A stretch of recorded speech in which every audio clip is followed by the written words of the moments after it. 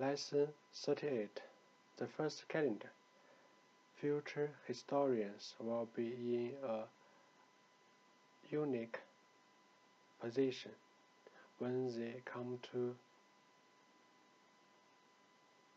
record the history of our own times.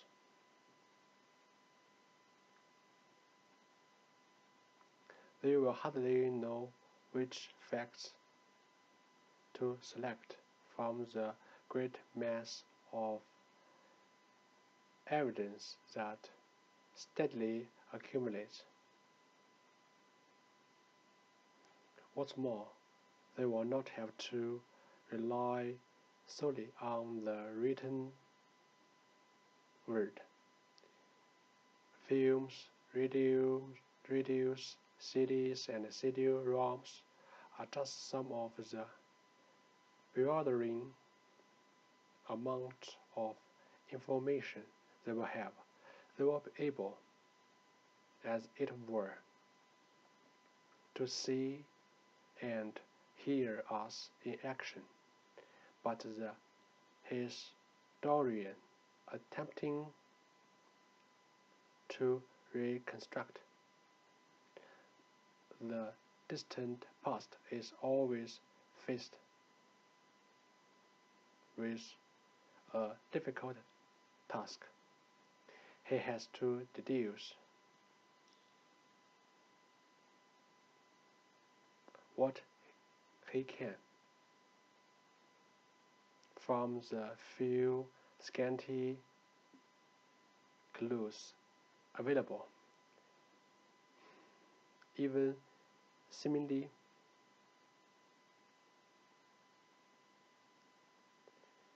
insignificant remains can shed interesting light on the history of early men.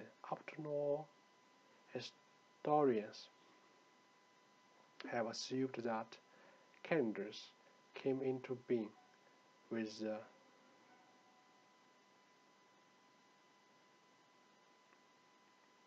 advent of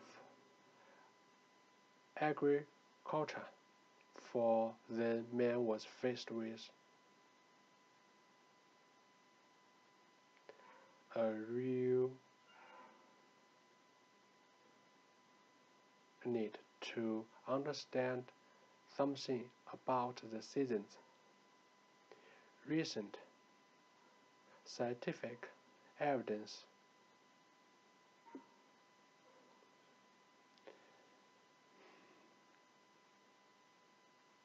seems to indicate that this assumption is incorrect. Historians have long been puzzled by dots, lights, and symbols which have been engraved on walls, bones, and the ivory tusks of mammoths. The nomads who made these markings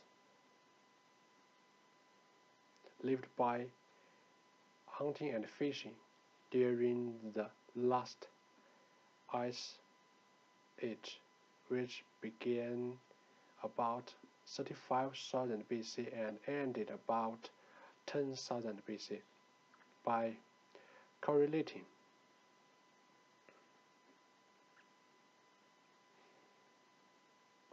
markings made in various parts of the world,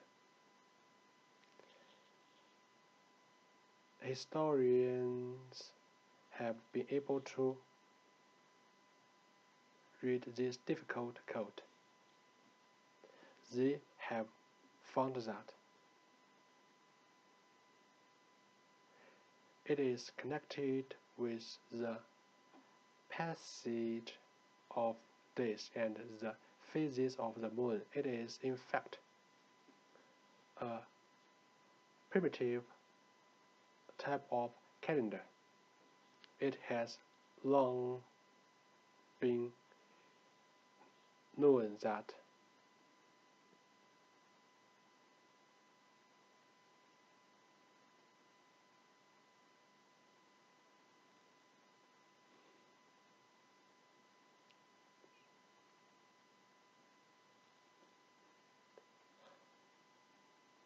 the hunting scenes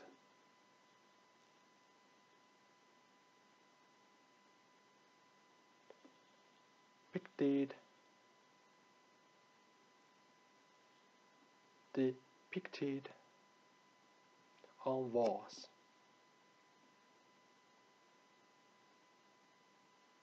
were not simply a form of artistic expression. They had a definite meaning, for they were as near as early men could get to writing. It is possible that there is a definite relation between these paintings and the markings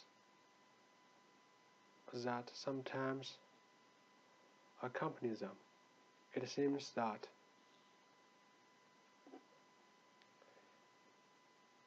man was making a real effort to understand the seasons.